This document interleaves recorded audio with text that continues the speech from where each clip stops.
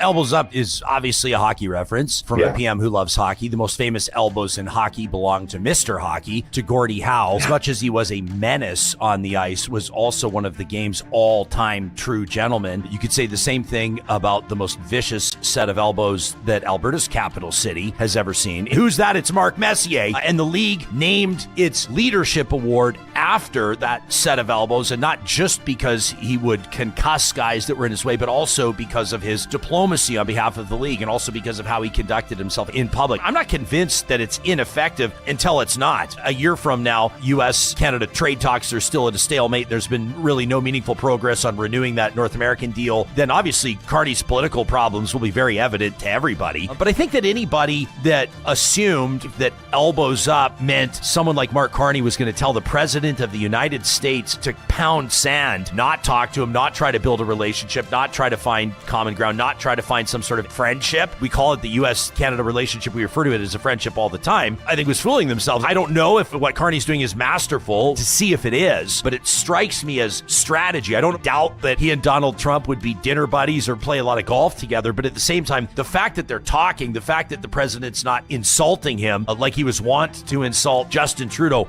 all the time, to me, you have to believe it's good for Canada. We're moving in the right direction. Of course, the risk is that he is seen eventually, Carney, as perception. He might go golfing with Trump. He might be the kind of guy who might go down to Mar-a-Lago. I think we have to be careful about the Carney hockey metaphor, only because he's a goalie. He wasn't a forward. But you mentioned delivery. The next question for Carney is, okay, so he shifted this relationship with Trump, and he's trying to reset the relationship with India and with China. He's trying to have more influence at these summits, like this pretty high-profile one in Egypt. So at what point does that actually start to make a difference?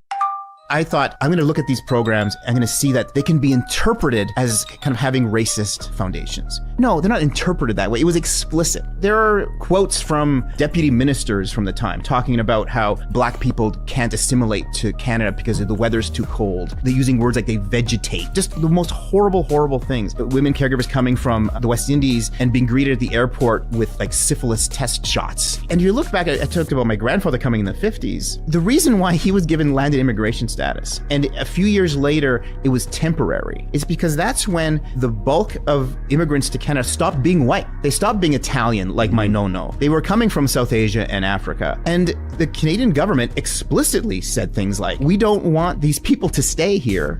We certainly don't want them to bring their families, God forbid. So let's give them temporary work because we need that, and then send them on their way. And that's the origin of these programs that are still ongoing today. India's number 2. It's only behind China when it comes to fucking around in our domestic politics and undermining Canadian institutions. One of the principal sort of architects that's been alleged by our people to be at the head of this Indian government criminal gang sort of nexus is Amit Shah, who is Modi's right-hand man and the current Home Minister of India, which currently oversees all of its policing and national security forces. It's a very mixed message that the Carney government is sending to Canadians, and particularly to Sikh Canadians here. Whereas I can surely see the train of logic of where they're going, I think they have to be a lot more forthcoming with information. And I think we should be demanding a little bit more of India at this juncture. And it just seems like we're, again, kind of elbows down, head in our hands, being like, oh, please give us some trading dollars, please.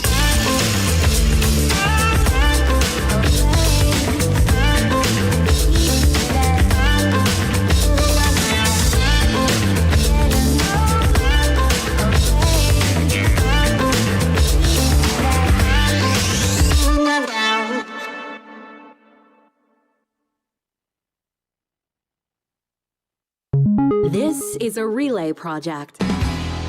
Real Talk starts right now. Here's Ryan Jesperson.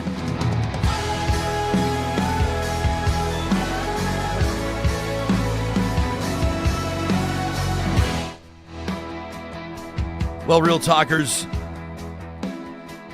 fallout from this teacher strike continues, and coming up as we wrap this episode, a flamethrower, perhaps more passionate, more personal than we've ever seen before. That presented by the DQs of Northwest Edmonton and Sherwood Park. We posted yesterday and let you know that in the history of this show, the nearly 5-year history of this show, we have not received as many emails as we have around the teachers' strike for any other subject. This has shattered the record of feedback to the show, including comments on our YouTube episodes, including replies to our social media posts where we release our highlights every single day, the clips, the must-see moments from our interviews, and submissions to the Flamethrower that you sent in to talk@ryanjesperson.com. You are all kinds of fired up. Not everybody sees it from the same perspective, which is music to my ears when it comes to the composition of a talk show audience, and we want to let you know what to expect. So that's coming up before this episode is done. But we've been promising you this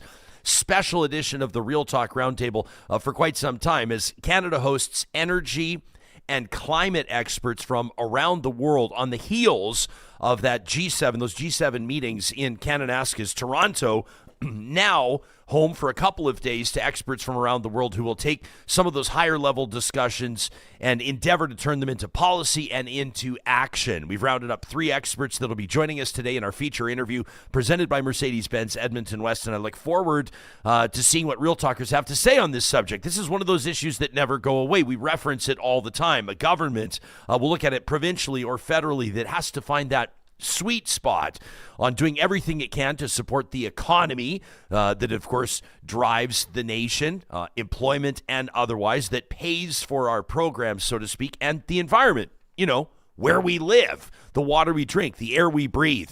Those 3 experts coming up in just a moment. First, we want to let you know that this episode of Real Talk is presented by our friends at Hanson Distillery. You can always check them online at hansondistillery.com. Real Talk, real spirits. Hanson Distillery is Edmonton's original distillery, rooted in prairie grit and a rebellious spirit. They're known for authentic small batch whiskey, vodka, gin, moonshine, and unique liqueurs. I was checking out their website. Johnny and I couldn't help but notice the oat milk maple brown sugar cream liqueur. How good does that sound? They've also got their Northern Eyes cherry whiskey out right now, combined with real cherries. These are crafted with local Alberta ingredients, and every bottle tells a true story of passion, heritage, and hands-on craftsmanship. Raise a glass to Real Talk and real spirits. You can visit Hanson Distillery if you're in the capital region on 174th Street, 111th Avenue, or check out their latest creations in Alberta liquor stores. Proudly local, always original, made right here. You can read more about Hanson Distillery by visiting hansondistillery.com. This is one of those ongoing conversations, not just on this show, but I think at an individual level, at government levels. If there's one conversation that really never ends and it never gets any easier, it's the one sitting squarely at the crossroads of energy and the environment. Politicians and policymakers are forever trying to square the circle. How do you keep energy reliable and affordable while also cutting emissions, protecting ecosystems, and preparing for the next climate-driven disaster?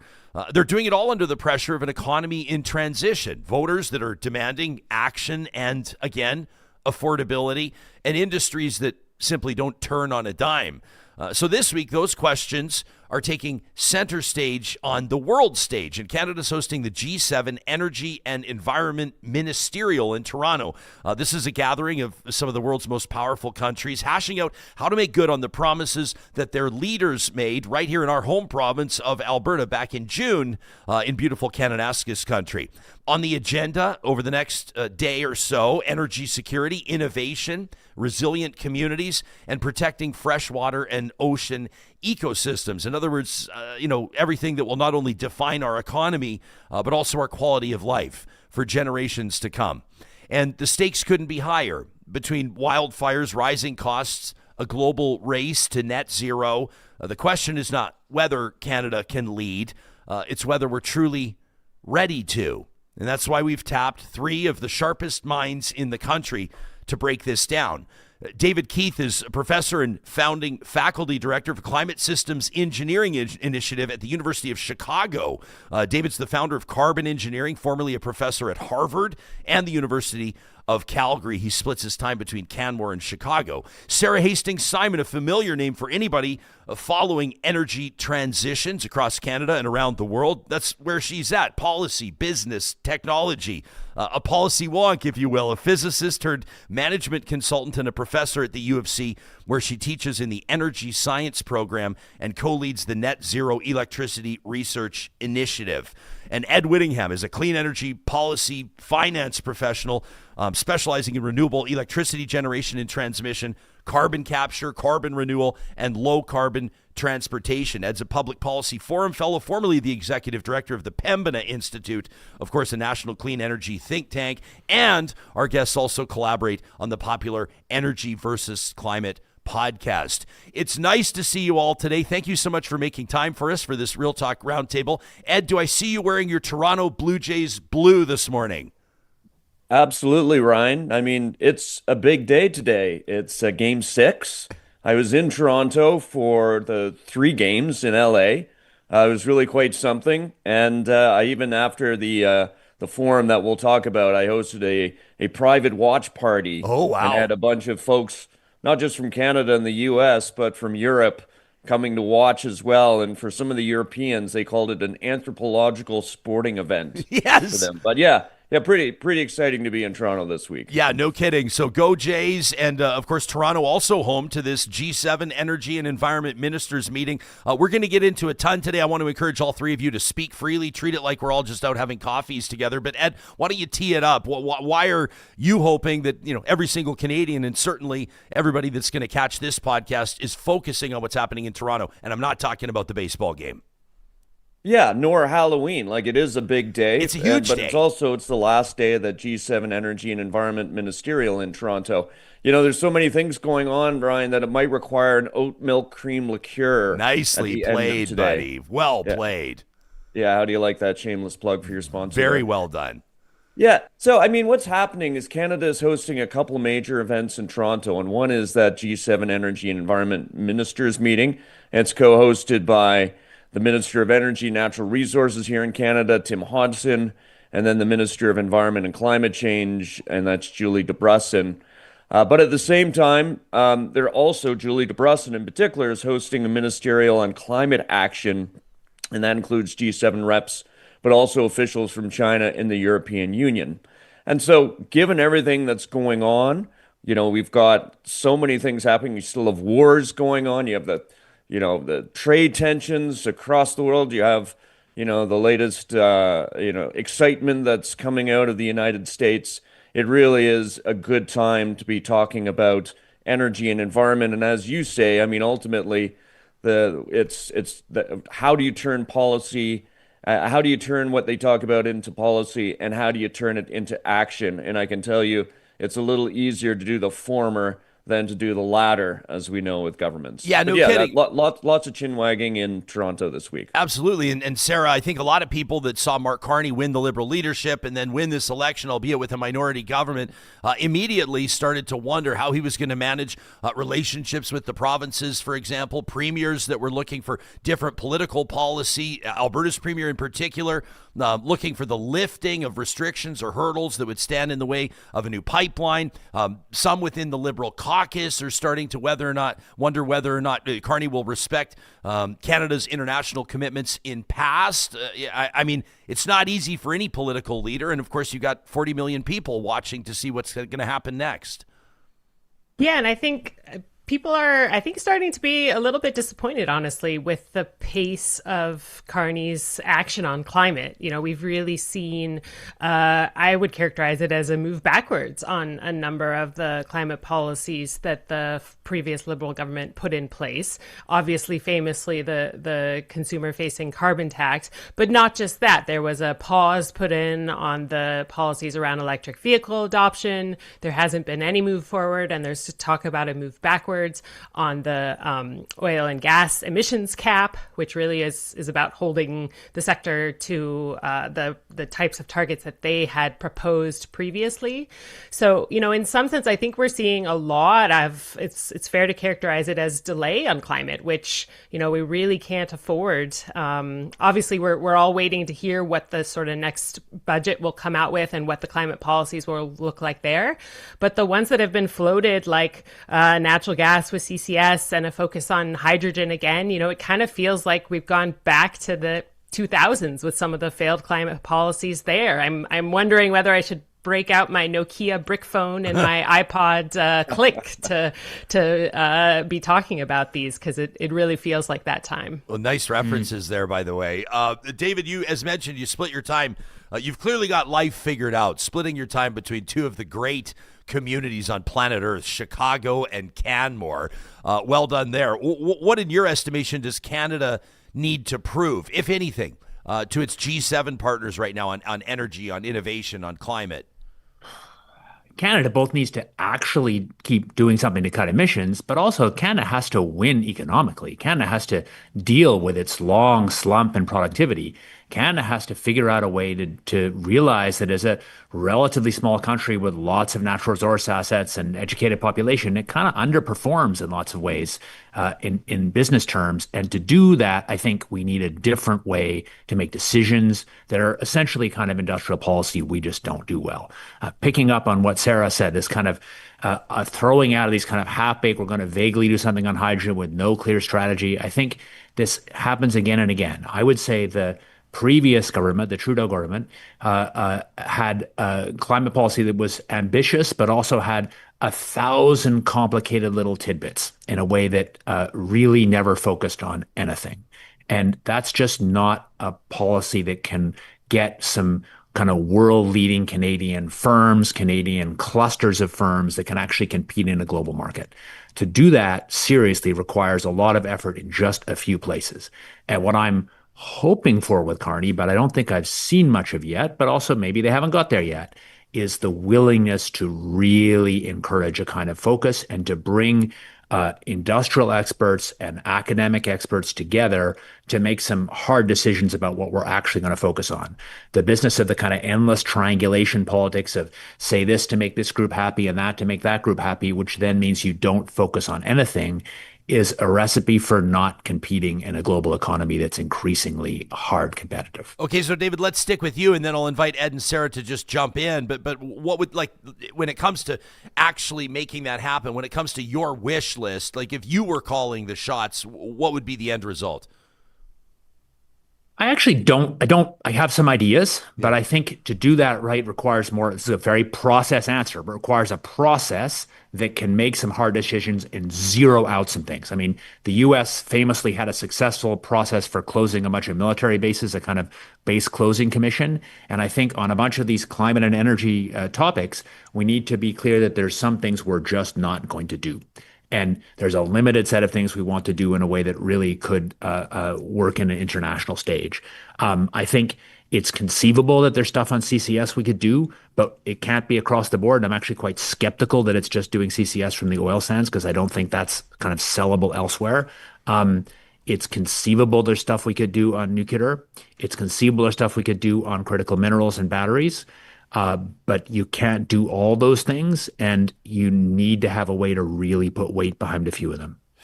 Ed, Sara, what jumps out at you from what we're hearing there? Yeah, so maybe I'll just give a little bit of insight from having been in Toronto. And prior to the G7, the Government of Canada, together with the International Energy Agency, or the IEA, hosted an energy innovation forum. It included representatives from many of the G7 country delegations that will be attending the G7. And here, so they've given a snapshot, and this was co-organized by the IEA, but with Natural Resources and Energy Canada really kind of driving content behind the scenes. And they had 3 breakout sessions, and these were themes throughout the day that I think signal what Canada is particularly interested in. And one is AI powering clean tech innovation.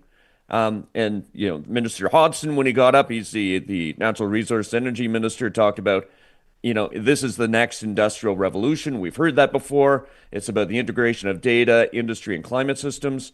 The other was how to accelerate removing carbon dioxide from the atmosphere.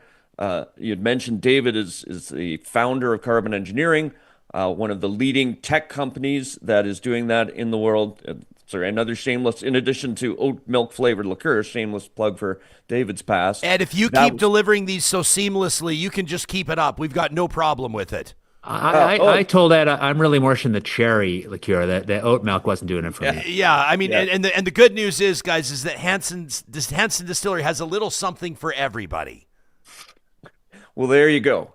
Something, because I'm going to stay away from that cherry liqueur. I'm going to run screaming for the exits. Okay. But so the third one, and this is the real big focus, and there's actually an announcement on it this morning, and that is tech for critical mineral supply. And that is something that just kept coming up again and again. And I think what you're seeing from the Carney government and from Energy and Natural Resources Minister Tim Hodgson is we in Canada really want to be part of that supply chain for lithium, for nickel, for cobalt, and all those rare earths that are presently mostly being mined and processed by China. And for a bunch of strategic and geopolitical reasons and economic reasons, we want to be a bigger player than we are right now. Maybe go ahead. Jump in on this kind of like weird way that governments just follow little trends. I think both Sarah and I might have something to say about this like idea that AI is going to magically transform clean tech revolutions. I think AI really can help us design complicated molecules that are kind of drugs or very high expense plastics or other materials where structure really matters and when you pay tens of dollars a kilogram.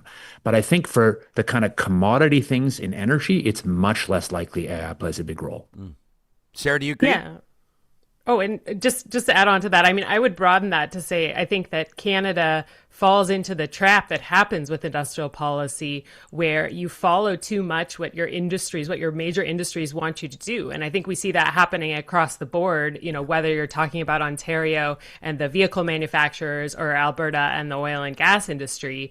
And in both of those, we're really not in the country taking enough of a global picture to see what's happening. You go to China and you see that they're at last year, almost 50% of the vehicles sold in China were EVs. A lot of those Chinese EVs are for sale now in European countries. We haven't really felt that here in Canada. We've basically prevented them from coming here and being sold.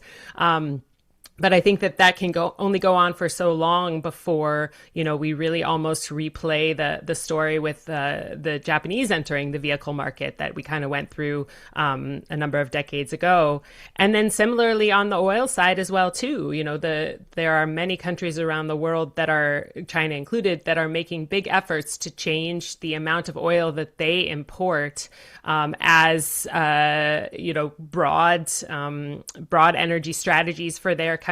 And so, we're a little bit, I think, too much head in the sand around where things are going and trying to optimize around, the near term 5-year future for Canada's productivity and Canada's industries, and not enough thinking about how are we going to compete in this very transformed world.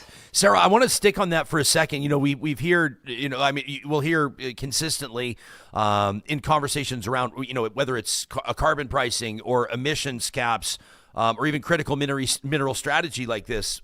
People say Canada's economy is disproportionately or at least heavily reliant on oil and gas, or Canada's emissions are but a pittance of China or India's emissions. Or you'll hear the qualifier based on either where our revenue is generated, or the size of our population, or the size of our landmass. How realistic in this context is international cooperation? What do you say to people that say, well, Canada's emits less than 2% of global emissions. This is a drop in the bucket. Whatever we do here isn't going to do diddly squat. You've heard it a million times. Yeah, and I think there's two parts to that, right? One is just the responsibility part, and yes, this is the emissions of the world can be divided up into smaller and smaller pieces, and if you did that with all of them, you would never touch any of them, right? So we certainly have a responsibility to contribute, and I think Canadians, as a people, are not one to back down from a challenge to say we're going to let everybody do the work and we're going to sit back. But more and more fundamentally than that, I think it's really the rest of the world is moving on. There are many countries in the world that do not have the kinds of oil and gas resources that we have in Canada. And so they are working hard to reduce their dependence on oil and gas, which also reduces emissions.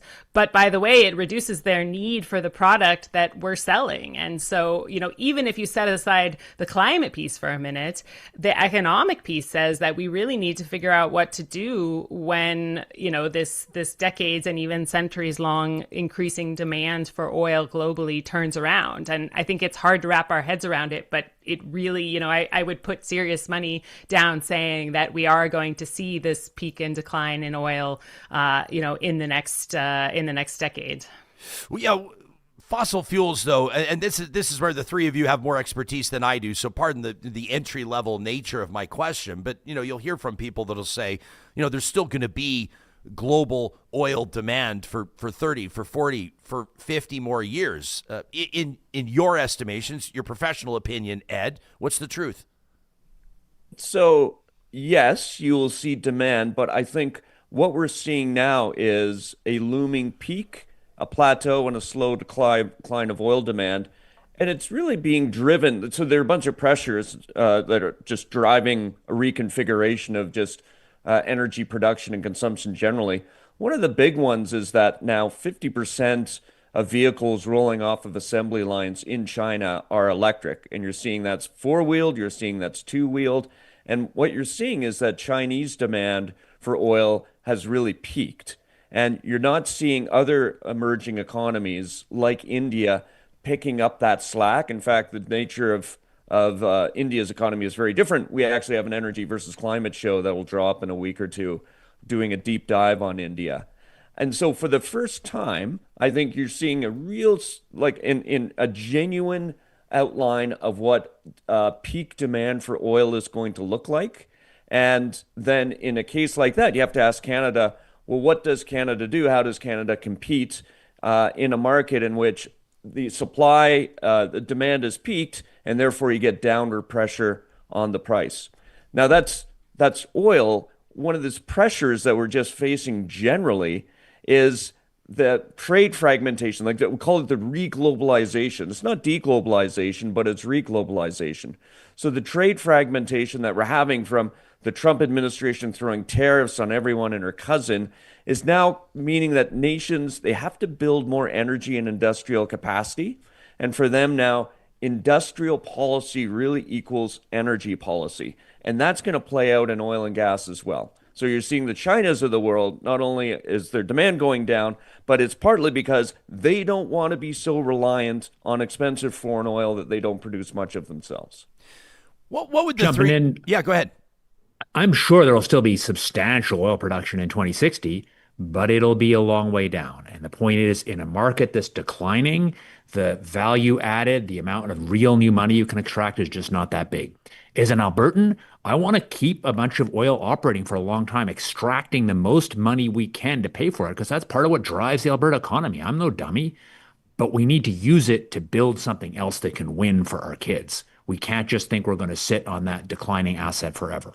So I think critical minerals are a really interesting thing, because what skills do oil and gas have? Oil and gas in Alberta are made up of people with huge, first of all, kind of the blue collar, the trade skills, which are amazing, but also the big engineering firm, the EPC firms that are amazing in Alberta.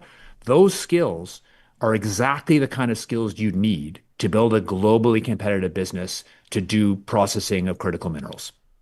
But it's not just going to happen. That would require a real strategy, real money, and it requires you to get some strong competition going.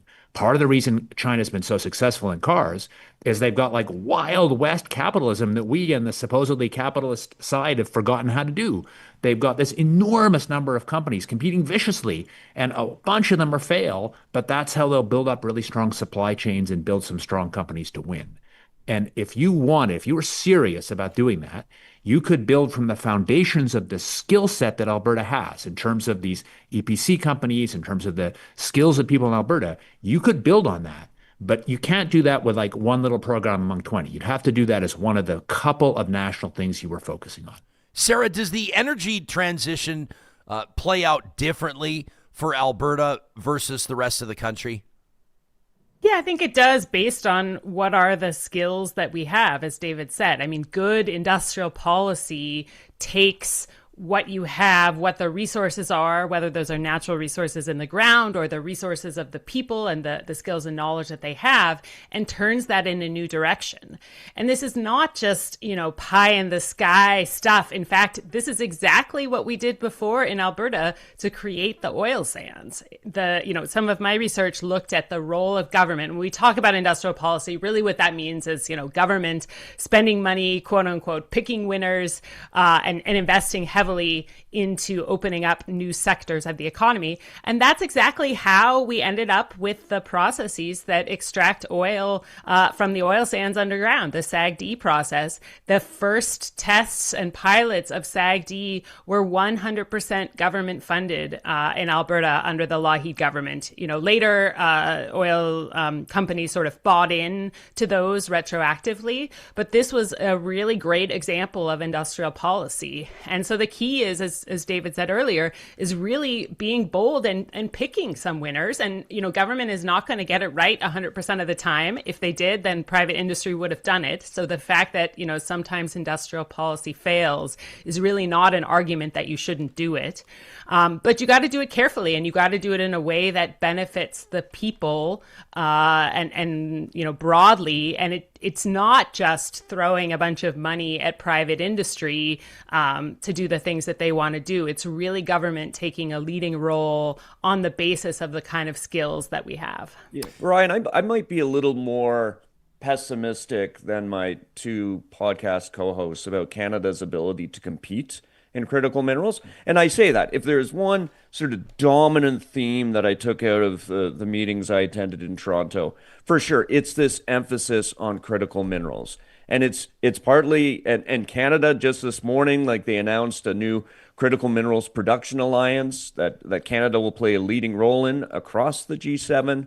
And it's definitely a direct response to the export restrictions that China has been putting on, its dominance of processing, and all of these concerns that China's dominance has raised in terms of every country's supply chain vulnerability.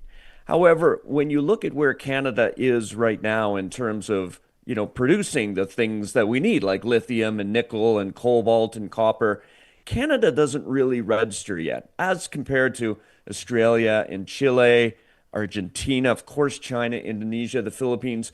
We've got a bunch of other countries that are really far ahead. So while I agree, and I think, David, you said on it, and Sarah picked up on it, that we need to be more streamlined and we need to be more selective of where we're going to compete and how we're going to compete. I just think Canada's starting blocks in critical minerals are so far behind these other countries, and that's on mining alone, let alone processing. I have a tough time seeing us catching up anytime soon. It feels like a bit of a punch in the gut, Ed. Not going to lie, but Canadians love a challenge.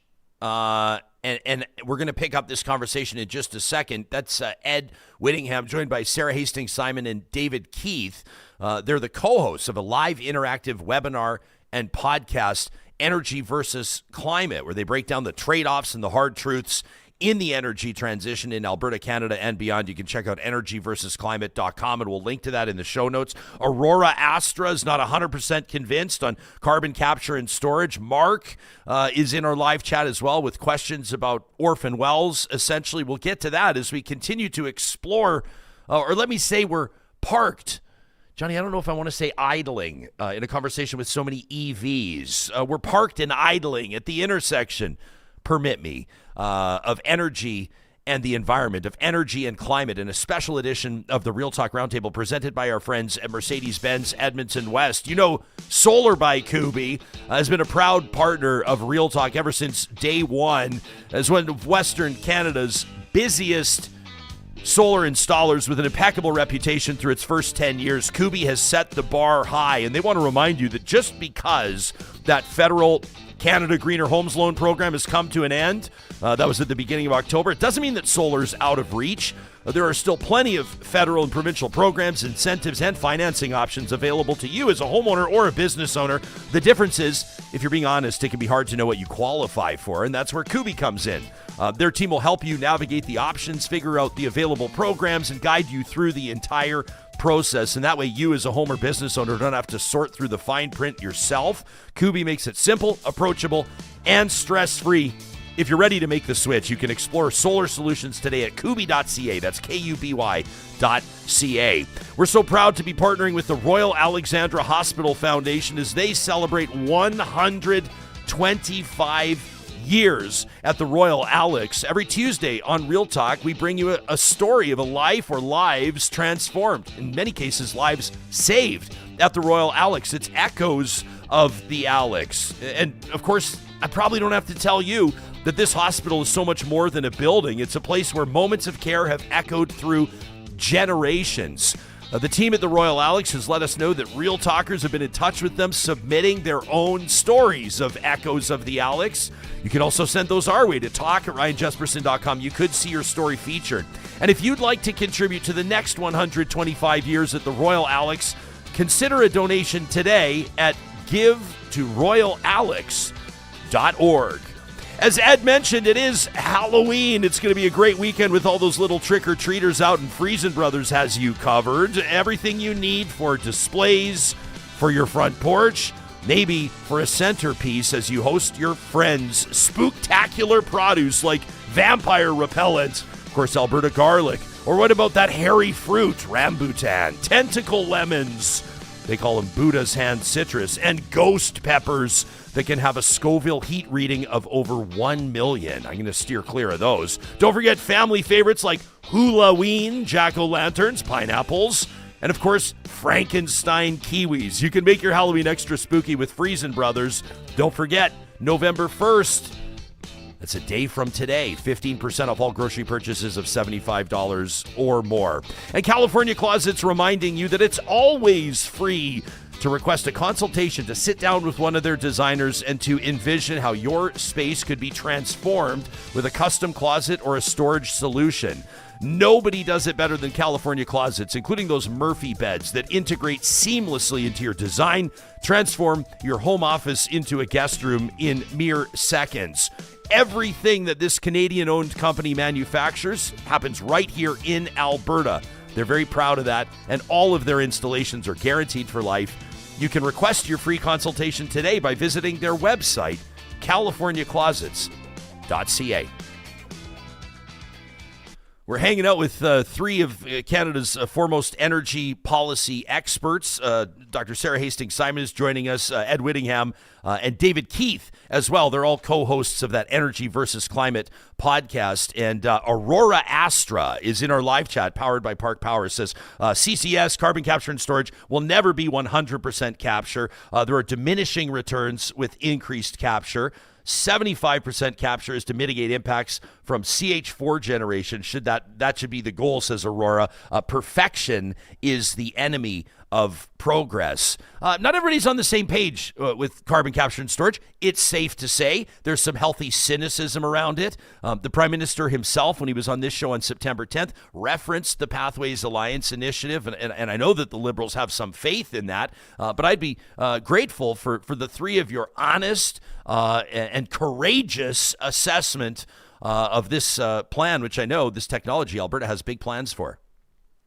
I definitely have a lot of skepticism around it. I'll say two things and then hear what David and Ed have to say too. But I mean, one is that the federal oil and gas cap that we're hearing so much pushback on industry about is really based on Pathways' original commitment. If you look into the details, Pathways, back when they were sort of first announced, put out a plan that included an interim 2030 target, and that target was actually slightly more aggressive than what the oil and gas cap is based on. So I think that, there is a lot, we're hearing different things from industry about the willingness and ability to reach those targets. And then I'll say even more fundamentally, the second thing and the challenging thing about carbon capture and storage is that unlike other clean technologies, we talk about EVs, for example, or solar, where they may start out as more expensive than the conventional or higher emitting alternatives, there is a pathway, no pun intended, to get to lower costs so that you could have an electric vehicle cheaper than a conventional vehicle, or you could have solar power cheaper than power coming from fossil fuels. Carbon capture and storage, by its very nature, is always going to be an add-on to your existing process. So it's always going to come at an additional cost, which means that it's going to really require government policy that drives that requires that to happen. And so, I think we've seen a lot of pushback on government policy that's adding costs. And so I have a skepticism that comes not so much from necessarily the technical side, but from really the economic and policy side. Is it possible to impose those costs on top? And is industry going to sort of stand for it? Gilles in our live chat, let me toss this into the mix. Gilles says CCS, carbon capture and storage, reminds me of recycling water bottles. He says there's no business case to recycling those materials, and most of it ends in landfill, even if you bring it into the recycling center. Gilles calling for aluminum cans. Is he onto something? On cans, maybe, and the earlier caller on Perfect Enemy of the Good, absolutely. But I want to push back on my friend Sara, because basically Sara said CCS doesn't work because it's not the cheapest thing to do, and we should rely on things that the cheapest thing to do, was her implication. If we really had no subsidies or policies at all for clean energy, people would keep doing fossil fuels for a very long time because the atmosphere is a free waste dump. And a bunch of the development we've seen of clean energy has been driven by the idea that we need to make people pay for using the atmosphere as a free waste dump. And in a world where we do that, which is how we solve environmental problems, then CCS in some cases will be the cheapest way to manage it. And I think what's important is to break away the idea of CCS in general from this kind of tie to Alberta oil sands. I, as people who longtime listeners to our program will know, I'm really skeptical about Pathways Alliance and about whether it makes sense to do a big oil sands project. In fact, that's too polite. I just think it's a political boondoggle. But I think there are lots of places where CCS might make a lot of sense in the global economy to decarbonize. One of the most obvious ones is cement. It's 6 or 7% of global emissions. Making cement inherently makes CO2. It's very hard to see that hard to imagine pathways that beat CCS as a way to make cement with low carbon. And there are a bunch of other examples like that. And from what we see now, the costs today of doing many of those things are cheaper than the costs of buying EVs today in lots of countries, if you do the math honestly. Okay. I'm going to plus one on David on its use case in cement. And you've got post-combustion amine technology that's off the shelf.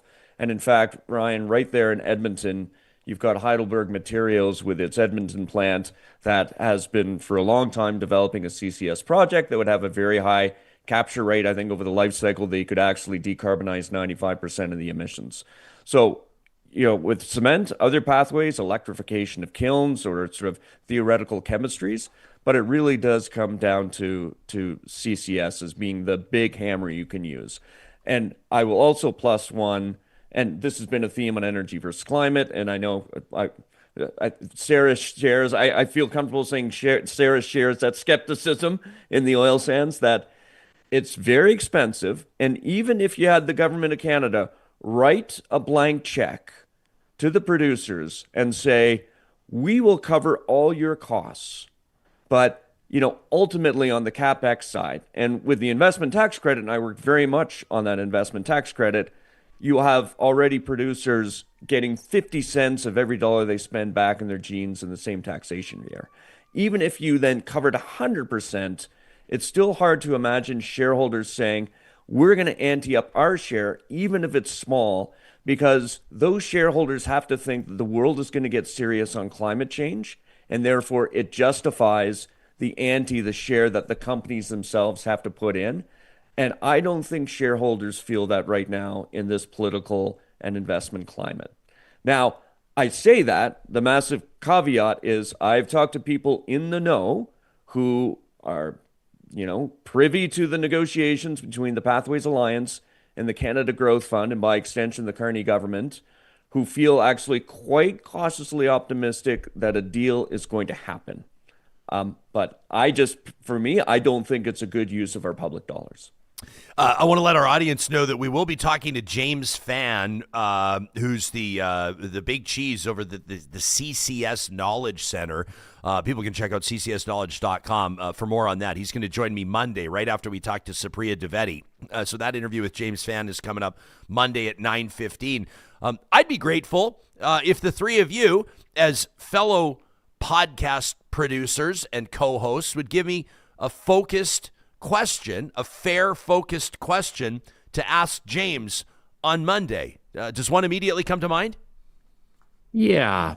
How much will this really protect the ability of us to extract money from the Alberta oil business to fuel whatever's next in Alberta? I mean, at some level, let's just come down to it. Let's forget about the environment. This is being done from the point of view of the industry to protect the industry. Can you really talk about how much it's actually going to make Alberta oil sell more?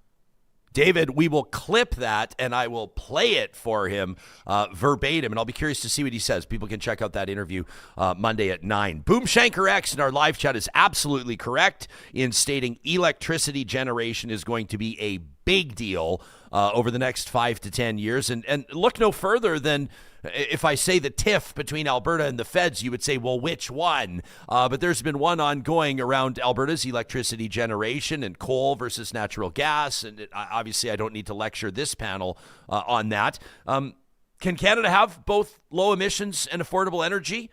Is that still a trade-off? Like, Sarah, take us into this. I would say yes, 100% it can. We have to do it in a smart way.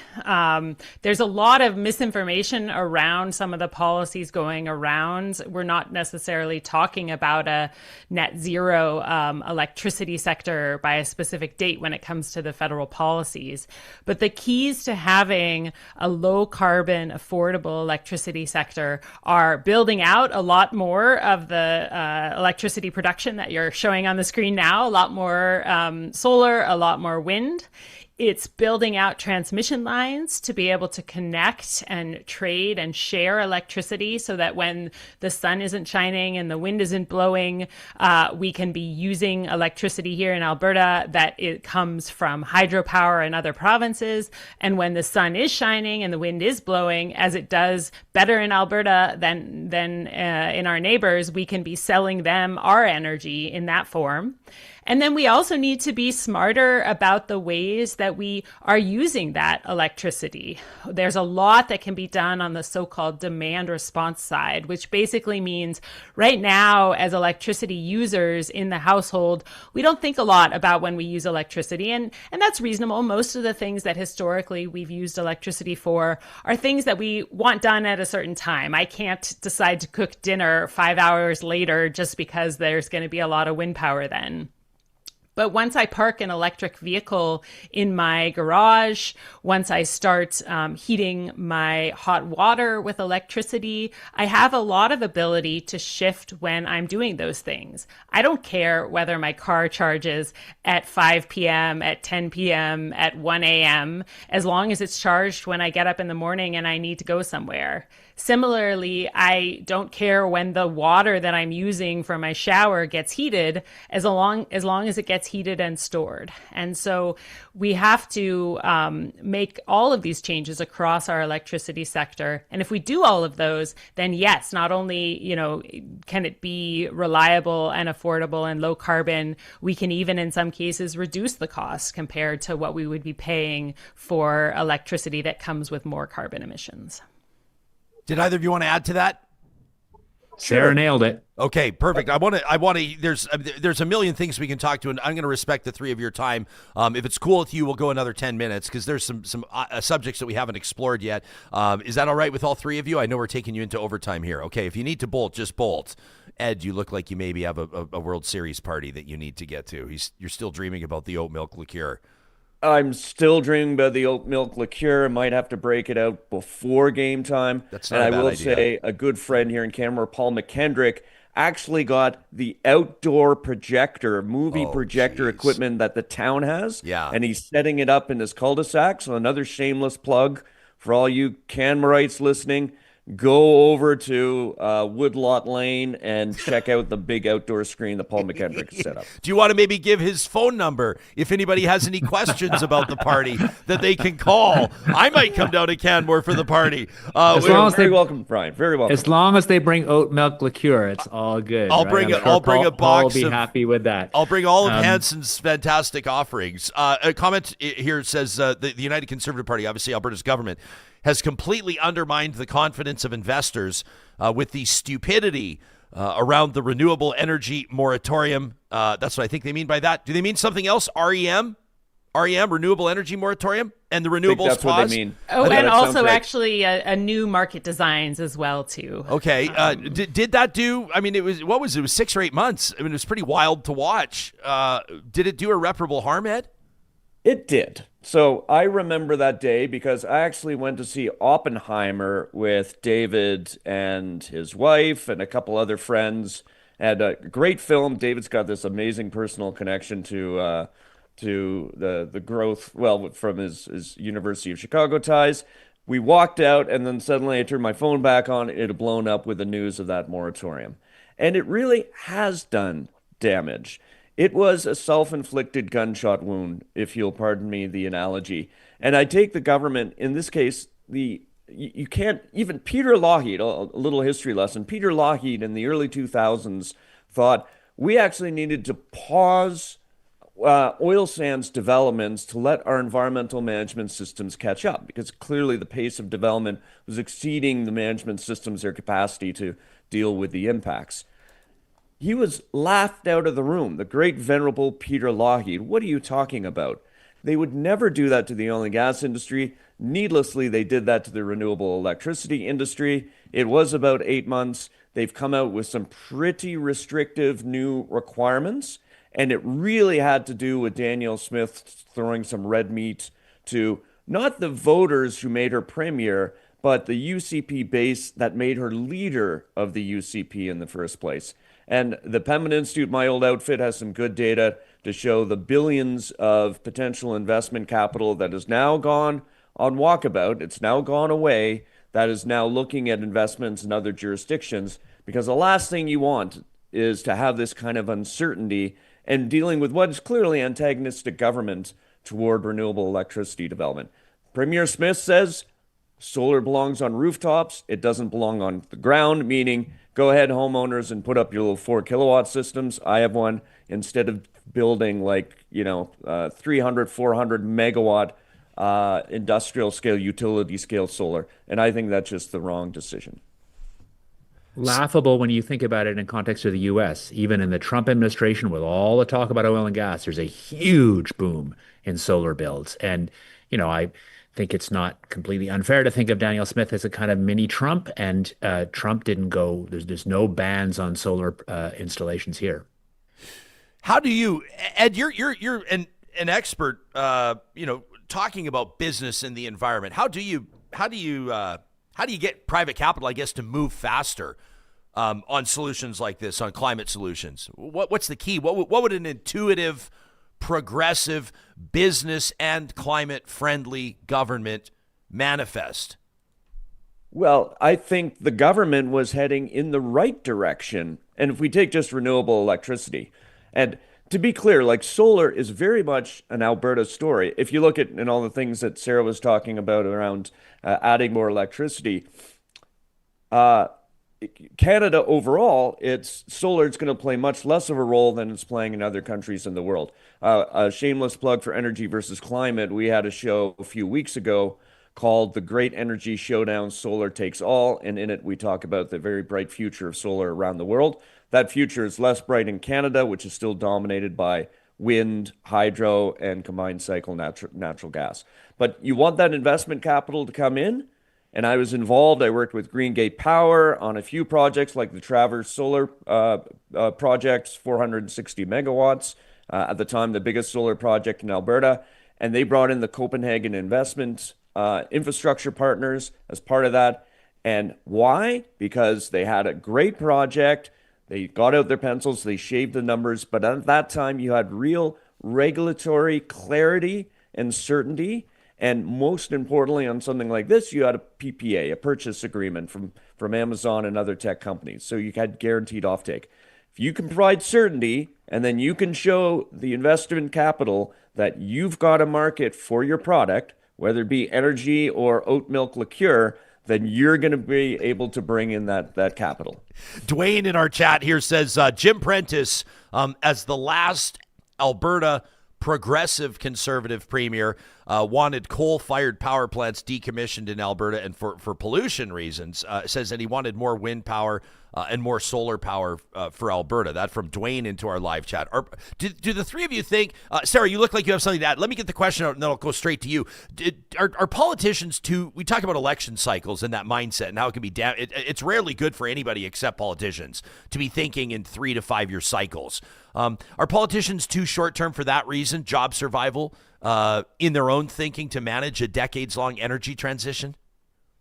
Yeah, that is a real challenge. I'll say, I mean, in the end, Jim Prentice did get his wish. We no longer have coal-fired power generation in Alberta. In fact, it happened much faster than the regulation ended up requiring. We had a 2030 coal phase out, and I'm losing track of the years, whether it was the beginning of this year or last year, that saw our last coal-fired power here in Alberta. But it was one of the two, which is interesting too, because it was, you go back to the discussions that were going on around that coal phase out, and there was a lot of talk about how it wasn't possible and it couldn't be done, and the lights were gonna go out. And of course, I think most people probably don't realize that we're not burning coal anymore because nothing really happened in terms of how it felt to people using electricity. And so I would say, politicians, they struggle both with the sort of maybe mismatch of timelines for some of these things, especially when we talk about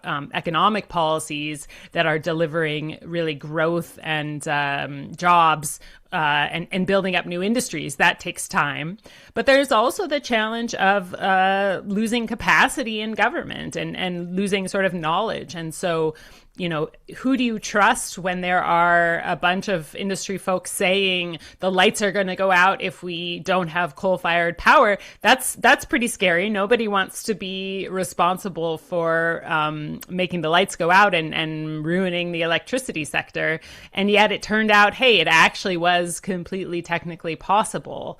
And so that's a real challenge for politicians and a real reason that, governments need to have internal capacity so that they can have an understanding of where the truth lies when they're hearing different messages from different sides about policies that they want to put forward. Canada's home to like a fifth of the world's fresh water. Do you think that we're taking that resource, and you might say that responsibility, seriously enough? That's a really tough question to answer. Putting it back to you, Ryan, or the questioner, what is taking that responsibility, taking it importantly enough? I don't know how to define that. Yeah, and I don't know either. I think, like, as we're talking about here, if you want to talk about, like, the economy and the environment, there's obviously economic potential with the natural resource that is water. I think when all of that 51st state business was happening with Trump, and he was sort of like big dogging Canada and talking about the imaginary line referring to the border, and like based on feedback we were getting to the show, a lot of people took that as like a direct threat to our fresh water resources. We have people that are writing into the show talking about in certain communities, in particular Alberta communities, where they're saying that the water levels are down. They've not seen it like this in a long time. It's hugely significant, obviously, to the ag industry. I think more Canadians, more Albertans are aware of what selenium is now than anybody was 5 years ago, before these coal leases in the Eastern Slopes were brought to light. Like, I just feel like there's a lot of, there's big new subdivisions and communities that are drawing off water resources and out of river sheds. And I don't know, I feel like I should stop talking, but just at a civilian level, that's what's on my radar. It's sure important, and I absolutely felt that kind of Trump push in a really ugly way. But I think to give you kind of a professor big picture perspective, which I suppose is my job, water pollution overall is something that the Western world and Canada have done really well on, and things are generally cleaner than they were, and I don't see an acute crisis.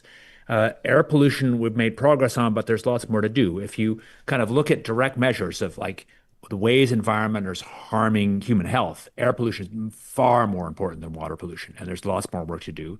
And if you look at if you just care about protecting the environment to have nature, I think it's better to think about intact ecosystems and protecting large blocks that, of course, go along with water than thinking about water alone.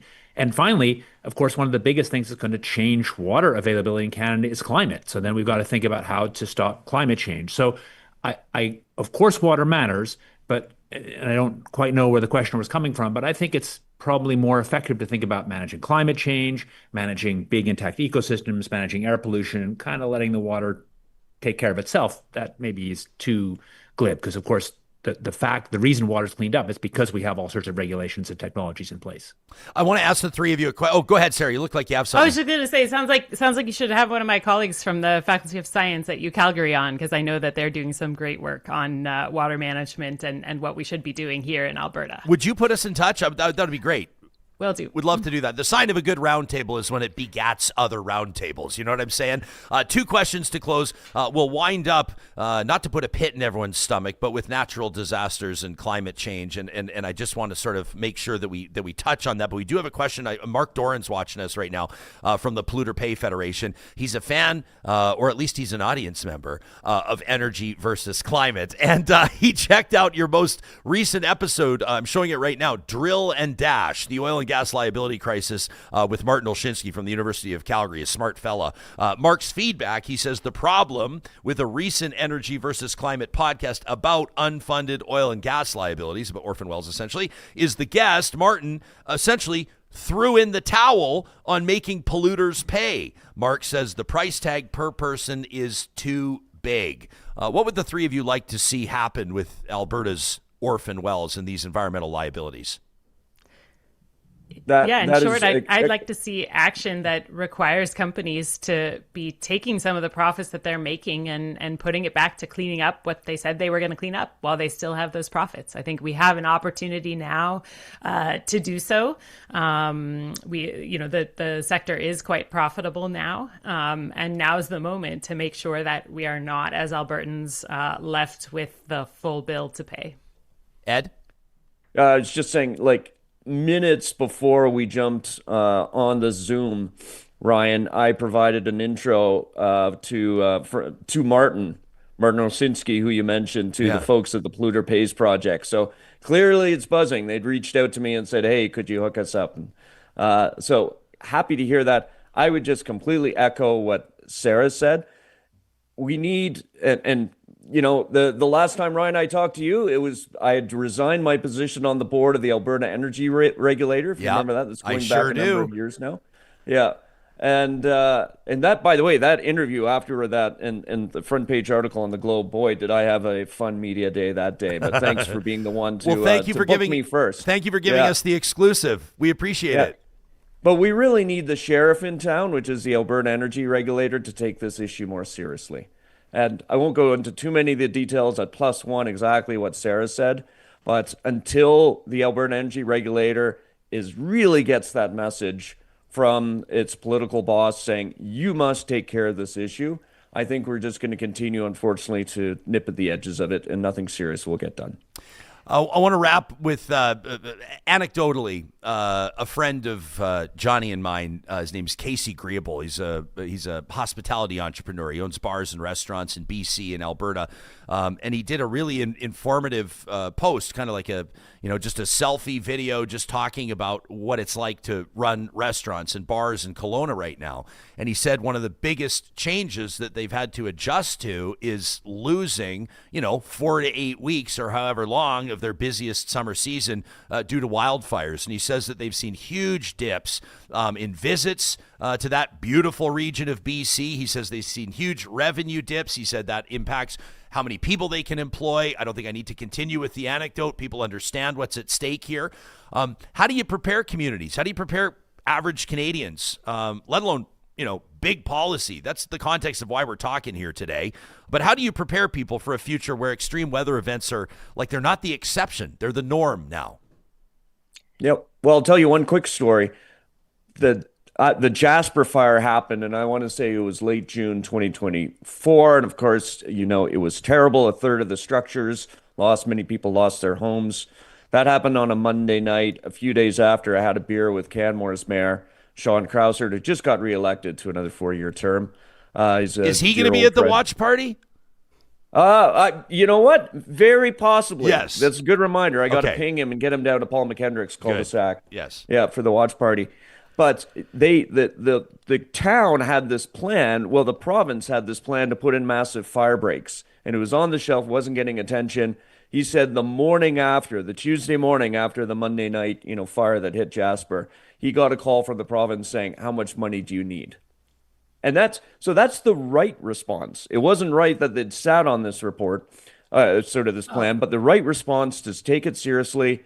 And now, as David and I saw when we were out hiking a couple months ago, there are massive fire breaks being put in around Canmore. Absolutely massive fire breaks. If you're a mountain biker, and on Johnny note, you like to ride on Johnny's trail, to all the locals, it is a completely different trail because you're going through what's like a clear cut. That is the right response, and you need governments to take it seriously. You need homeowners to take it seriously. And just on a personal note, after Jasper, I reached out to my insurer to check in my rebuild value under my policy, realized it was too low. It took me a year of back and forth, but finally they upped my rebuild value. So you got to take care of things personally, and then the government response has been pretty good so far. So I'd say that was the right immediate response. But what I don't see is anything that's a kind of strategic response saying this is going to be a long-term problem and thinking regionally. So I know all the ways it's much hard for people in BC and Alberta to talk to each other, but in the kind of Intermountain West, there's a set of fire problems that are going to get worse that requires long-term thinking about forest management and about developing firefighting assets that work better and protect firefighting crews. And I don't see a kind of systematic approach between the two provinces to do that and to put the resources in to think that this is a long-term problem. And we need it. It needs to be integrated with weather forecasting. So when we do prescribed birds or planned burns, we do that in a way that minimizes smoke to people. There's a whole bunch of stuff that needs to be thought through that I just don't see people kind of admitting that this is a long-term thing that requires long-term management. And in so many places, right? You talked about fires. You can also talk about the impact to people and the need to really think about building cooling, air conditioning, which used to be kind of a luxury, nice thing to have in a place like Calgary, is increasingly becoming a need for some days in the summer, particularly for those that might be faced with other health challenges. And so that's a responsibility of municipalities and others to put in place rules that require, for example, landlords to make it possible for tenants to keep buildings at safe temperatures. It's the list goes on, and I think, as David said, it's challenging because it requires so many different levels of government, so much broad coordination across different groups, and it really then I think also should, I hope, although I'm not really seeing signs of it, but I think it should make us double down on our efforts to reduce emissions and prevent future warming, because the disasters and warming that we're seeing is coming from the warming that we've had so far. it's only going to get worse if we do less. And, if you go back kind of 10 years ago and previously, there was a lot of pushback. We can't afford to do climate action. We can't afford to reduce our emissions because it's going to cost a certain amount. And that was really looking at just the cost side of the ledger for emissions reductions. And a lot of those calculations left out the costs of not reducing emissions that we're starting to see come into place now. So I think, certainly we need to really walk and chew gum on this. We need to be building more resilient infrastructure, but we need to be doing so in a way that also allows us to reduce emissions as well at the same time. Ryan, to close the loop on G7, the G7 Leaders Summit in Kananaskis in mid-June, there actually was some pretty good discussion and statements that came out around G7 and working on wildfires. Now, to your earlier point, will that translate into policy and translate into action? We will see. But they're also, just on a material consideration, the G7 organizers were deathly worried about the place being filled with smoke, or moreover, having to evacuate the leaders from the G7, including President Trump, had a wildfire sparked up. This is now like a very serious material consideration that anyone hosting a meeting in Western Canada especially, has to consider at certain months of the year. You're talking, Sarah, about more people are going to need or going to require air conditioners. And you think of the elderly, you think of people with medical conditions, like you said, with COPD or whatever the case is. And then I'm just thinking, and the point has been recurring. There's been kind of an ongoing conversation around EVs in our live chat. Well, the three of you have been speaking with us, and people are talking about our grid's not prepared to manage an influx of EVs. And I'm thinking of how much more draw there will be on Alberta's electricity grid, on grids across Canada and around the world with more air conditioning. And then you think of how we're generating our electricity, and if you're not doing it in a climate, and you realize just this, the whole thing is so cyclical. Right? Everything we're talking about is so cyclical, and it always kind of returns back to where I think the three of you have beautifully positioned your podcast and your webinar. And I just want to thank you for taking the time to speak with us today. I've been looking forward to this one for a long time. Three smart folks like you giving our audience something tangible, something real, something at a level where lay people can understand it and also advance our understanding of where all of this goes beyond policy into practice. So David Keith, Sara Hastings-Simon, Ed Whittingham, co-hosts of the Energy versus Climate podcast, thank you so much for appearing on this special episode of the Real Talk Roundtable, and be well. Thanks, Ryan. This was a lot of fun. Thanks a lot. Yeah, and go Jays. Go Jays. You got it. Thanks, guys. Real Talkers, we'll get to your comments in our live chat in just a moment. And, of course, as you know, you can always send us an email with your thoughts to talk@ryanjesperson.com.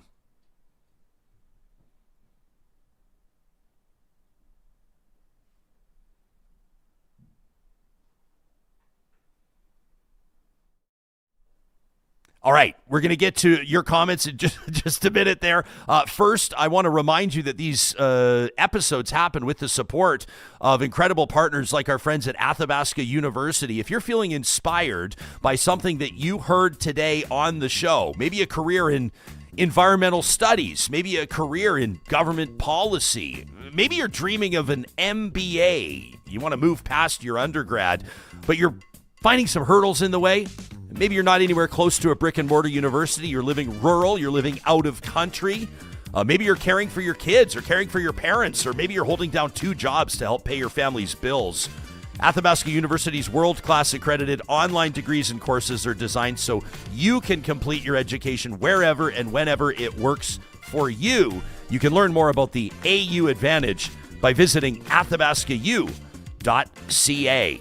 Albertans are winning big with Play Alberta, and that includes, of course, Toronto versus LA. That goes down tonight, Game 6, as if I needed to tell you. You can learn more about how Albertans are winning big. Learn more on the money line. You can look into the odds boosts available at playalberta.ca, or you can check out the Play Alberta app. Don't forget, every Thursday here on the show, we present inspiring stories of Albertans making an impact on the world stage. It's Alberta Wins, presented by Play Alberta. Don't forget, if you're going to visit Play Alberta and participate, you got to be 18 or older. And if you do gamble, please use your game sense. UCAN Youth Services, our charity of choice this year, because we firmly and strongly believe, we passionately believe in the work that they're doing, helping young people out of harm's way and onto a path of economic independence. That includes their Verdo project, which is basically a pre-employment program, runs for about 20 weeks, that helps young people between the ages of 18 and 24 transition out of harm's way and back into school or into the workforce. You earn while you learn, a living allowance of $15 an hour while you're participating, while you're leveling up, and then in most circumstances, work placements can and do lead to full-time employment. The return on this investment is incredible. The stories, the human lives that are being transformed, truly inspiring.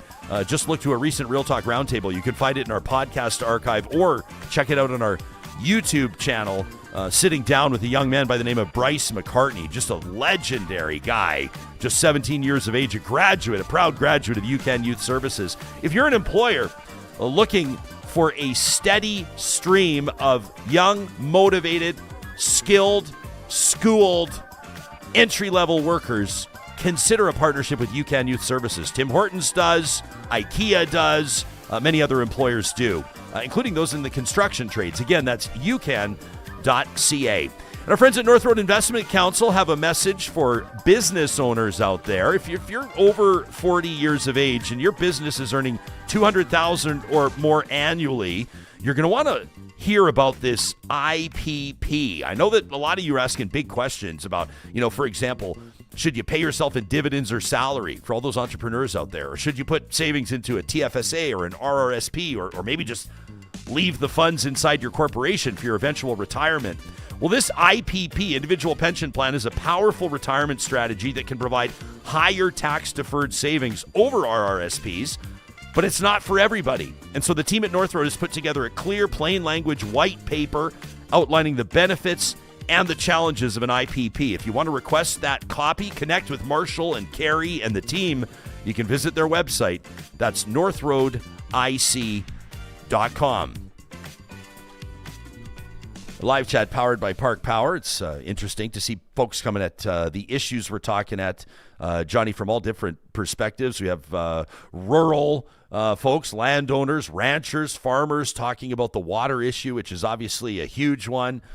Garth, meantime, has the back of oil and gas in the chat. He says, I wish that we could find a way to remove the benefits of oil and gas from those who want it banned.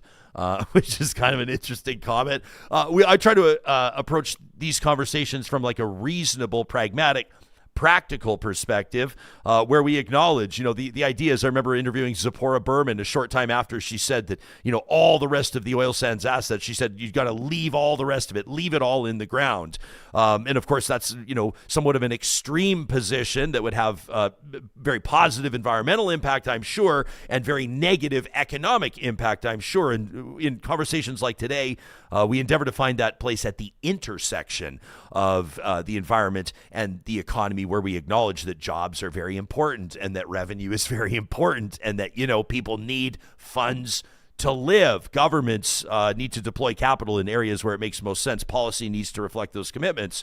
While at the same time, we acknowledge that climate is changing and that we do need to protect our planet and its living conditions, not just for us, for people that, of course, will be here for many, many generations to come. What was that? I think it's some sort of like a Hawaiian proverb or something like that, where they say something like, what do they say? We don't inherit the earth from our ancestors. We borrow it from our children and our grandchildren, something along those lines, which, obviously I think is a noble position to come at it from, but also a realistic one. The damage that we do now, or the damage that we can mitigate now, will have an impact down the line. To state the obvious, M8 wants to see an absolute stop on clear-cut logging. That's on her radar, of course. Aurora says the greatest risk to our cities is losing the grid, like what happened in Spain during the coldest week of the winter. Says, imagine no heat and electricity for 28 or 48 hours with temperatures outside at minus 40. Dwayne says, for anybody who has parents or grandparents who were around in the Great Depression, that drought situation is actually worse now. Tommy says Jasper was all about the pine beetle. Tommy, we talked to a lot of experts during and following the Jasper wildfire. And if you want reputable, professional, informed opinions on the cause of the Jasper wildfire and how to prevent future wildfires in communities like Jasper, including just boreal forests around Alberta, you can check those out right around the end of July of last year in our archives. You can let us know what you think about this. As mentioned, we are on Monday going to be speaking with a representative from the CCS Knowledge Center, and I think that that's going to be a great interview. You can always send us your questions ahead of time to talk@ryanjesperson.com. We appreciate that. We've received more emails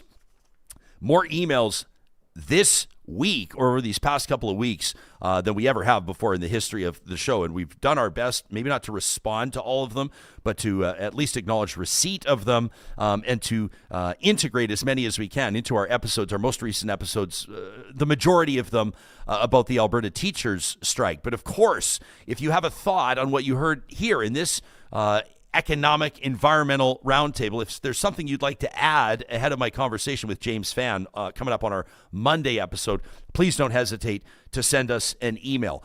Literally hundreds of you took us up on our invitation to participate in this weekly tradition. We do this every Friday, courtesy of our friends at the DQs of Northwest Edmonton and Sherwood Park. These are the absolute hottest takes, real emails, YouTube comments from real talkers who are all fired up. It's the Flamethrower, presented by the DQs of Northwest Edmonton and Sherwood Park. This one from Tavis, who says, Jespo, I'm a big supporter of everything you do, and I'm sorry that I only ever write into the show when I'm totally pissed off. On a recent podcast, you said that you don't think that the government of Alberta is actually out to hurt kids.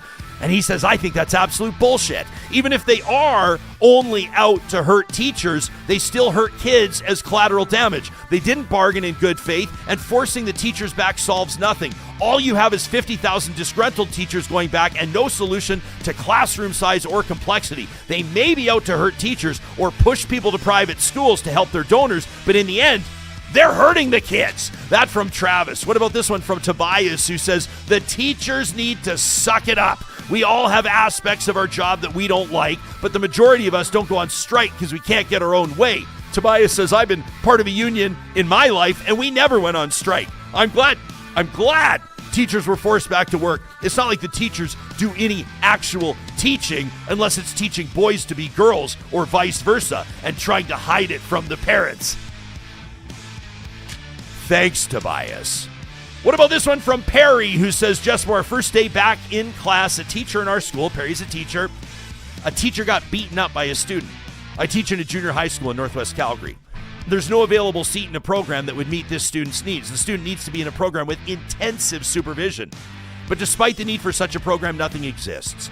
So he's placed in a program in our school for students with learning and behavioral challenges, but who are not supposed to be violent. The teacher was attacked and has a bruised face, a busted lip, multiple clumps of hair pulled out of her head. This is awful. Another teacher who's also small in stature placed himself in harm's way to stare down the student and protect the other teacher from future or further harm. That teacher has a reputation of being a miracle worker. Now it does not appear she will return, and the student is now with a substitute. Our principal just emailed to say he's starting medical leave. My good friend, another principal, said he's starting medical leave. Losing our rights like this in combination with not standing up for any of them by filing a charter challenge and defying Bill 2 has deeply affected all Alberta teachers. That from Perry. What about this one from KP, who says, Ryan, I have some serious issues with your hyper-progressive coverage of the teacher strike. Let's get a few things straight, says KP. This strike and the subsequent back-to-work law is 90% on the ATA. The Teachers Association asked for more teachers, more EAs, more money, and class caps. The province met their demands, 3,000 new teachers, 1,500 new EAs, a 12 to 17% raise, making them the highest paid teachers in the country, 130 new schools to be built or renovated, plus more to be planned, and the fact that class caps are not shown to be effective for the general student above grade 3. All of what this guy's saying is complete horseshit, by the way. A task force to look at complexity, but the teachers rejected it, increased their initial demands, and broke off negotiations for more than a year. They tried to use public opinion leverage against the government and did it to their last day, and they still are. But like all things, don't threaten to use a hammer when your opponent has a fucking cannon. That from KP, who's very upset with my position on the teacher strike. I wonder if I'll be able to sleep tonight. JP says, Ryan, we live in Alberta, but our kid chose U of S in Saskatoon to take his education degree. His plans were initially to return to our city to teach, but now, not a chance. He's going to head to Europe to study abroad for a semester and maybe stay there. Or if he decides to come back to Alberta, he's already told us he plans to teach at a private school. He's not even considering public school anymore, and we don't blame him. His classes are mostly full of Saskatchewan-based students, and the discussion continuously is about Alberta being an example of places where you don't want to go teach, and I'm not too sure where they're going to drum up the 3,000 new teachers. We are the laughing stock out of all the provincial programs. That from JP. What about this one from Tavis, who says, Premier Smith, enough. First you strip our charter rights, then you throw in a side of slander on the same day. Stop defaming the professionalism of Alberta's public school teachers, the people who have dedicated their lives to caring for this province's children. What about this one from Shawn, who writes in from Ontario? Says, I've been teaching Jespo in Northern Ontario for 21 years, and I've been following the situation in Alberta through your show. Thanks, Shawn. Says, for context, I earn $113,000 a year. I'm not in the highest salary bracket. My current high school class sizes are grade 9 geography, 24 students, grade 10 English, 25 students, and grade 10 locally developed English, which is a high support class, 16 students. Shawn says, I've never taught a class larger than 31, and I can't imagine doing so with any level of success. This year, our connected elementary school had grades 6, 7, and 8 with more than 30 students. The board was forced to hire another teacher to bring them down to the contracted class size cap. That's the power of having class size limits in the collective agreement. They're enforceable. We certainly have challenges in Ontario, but nothing like what I'm hearing about in Alberta. That from Shawn. What about this one from Justin, who says, you want to know how I know that Danielle Smith is a communist? You got our attention, Justin. He says, under her rule, Alberta will make just one thing, oil. She will force you to work, even if you only make as much as the kid at McDonald's. 3, she will, no matter how hard you work in school or in your job, you'll make as much as the people who coasted through got any old job. 4, she'll lower taxes for the wealthy global elites, but never for average people. 5, to make money, you must be in her good graces. 6, she tells people who work that they're greedy and that they'll hurt her globally elite friends if they ask for a raise. 7, she would rather see the biggest businesses made of all of our jobs because forcing private sector to compete with each other would hurt their bottom line. 8, she likes it when the central bank prints money. She loves it when there's high unemployment. 9, small businesses can get crushed by inflation and taxes for all she cares. And 10, she cares nothing about your rights and will strip them of any chance she gets. Justin says, under Danielle Smith, we have a communist wearing a capitalist mask. What about this one from Brandon, who says, when listening to the education minister rattle on about all this, this is about getting kids back in school, and this is all about helping the kids. In my mind, I always add, except trans kids. That from Brandon. Rob says, hey, Minister Nicolaitis, thanks for appearing on Real Talk to Jespo, but if you had shown half the level of interest that you did now, a month ago, or a year ago, this strike wouldn't have happened. You just told Jespo on Wednesday how you've been doing a lot of reading lately and just spoke with Saskatchewan's Minister of Education to see how they deal with class sizes and complexity. This shows a lack of respect for students, parents, and teachers that are part of public education. You should have been doing this 18 months ago, or at least a month ago. Had you done that and come to the conclusion that class size and complexity matter, the strike would have been avoided. This is unacceptable. That from Rob. What about this from Amy, who was listening to our Friday roundtable with Erica Barudis and Cheryl Oates just a week ago? She says, you know, Ryan, one positive aspect of the teacher strike is it's allowed me to regularly listen to your podcast and actually feel supported by the Real Talk community. Thank you so much for everything you guys are doing with thought-provoking, meaningful conversations on the daily. She says, I have to say, listening to Erica Barudis on Friday the 24th of October compare her experience in adult education with the current challenges and expectations in our K-12 system really pissed me off. Amy says, with respect, such comparisons reveal a deep misunderstanding of the realities teachers face today. People assume they understand education because they once attended school or have kids in the system. teaching today bears little resemblance to what most people remember. That from Amy. What about this from GreeceBall? Great handle on Alberta separation. Says Jespo, highlighting the rally at the legislature. A few hundred losers isn't momentum nor a movement. This is the same crew that camped in a highway ditch all summer. This is the fringe of the lunatic fringe. That from GreeceBall. And Robert has a challenge for me. Says, Jesper, I think that the two of us, you and I, have very similar backgrounds, and I have friends and family who are not that different, so I understand the blind spot that we like to pretend doesn't exist. Robert wrote in after I was talking about Jeff Rath, the Alberta separatist, the lawyer that's kind of spearheading the whole thing, and I made a comment about how in real life, Jeff is actually kind of jovial and funny and candid and casual and conversational, and then he kind of plays a character on TV. And Robert says, years ago when I traveled to the southern U.S., and I was amazed by all the Confederate flags and hate symbols everywhere, but people were like super welcoming and gentle, and I mentioned that to a friend of mine who happens to be black, and he said, well, yeah, they were nice to you because you're white. And Robert says it kind of hit me like a brick, and all the time I was asking myself, oh my God, what have I been missing? Have I had this blind spot? And then I realized that I obviously do. And Robert says, I'm sure that Jeff Rath may seem to you to be charming and clownish and harmless, but maybe, Ryan, that's because you're white. Like, do you think that the little Filipina lady serving him coffee when he rants finds him so endearing? Or do you think that his brood of chuds could be seen as threatening to those who are not so privileged to be covered by the shield of your whiteness? He says, I'm told that John Wayne Gacy was a real clown and Ted Bundy was a total lady killer. So let's not let how pleasant somebody appears to be allow us to be mistaken for anything substantive. Robert says, I don't want discord in my circle here, but we do wear poppies every November 11th to remember we share a humanity, and we discard that when we're scared of breaking bubbles of misinformation and accept scapegoating of minorities.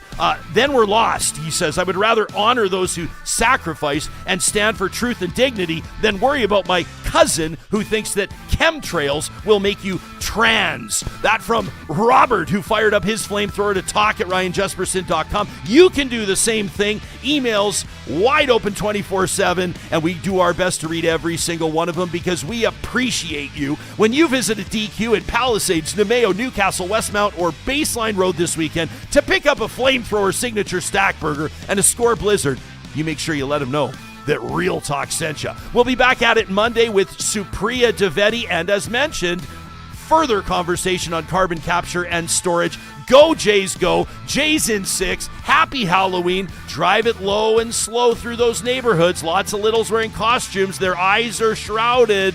Let's keep it on the rails, everybody. We love you. We appreciate you, and we'll talk to you soon.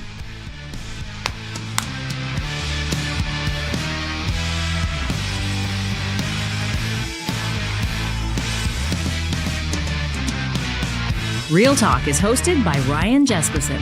Executive producer Josh Dunford. Technical producer John Hicks. General manager Katie Cook-Chivers. Account coordinator Lawrence Derlego. Human resources Lena Shepard. Website design Mike Johnston. Voiceover by me, Carrie Skelton.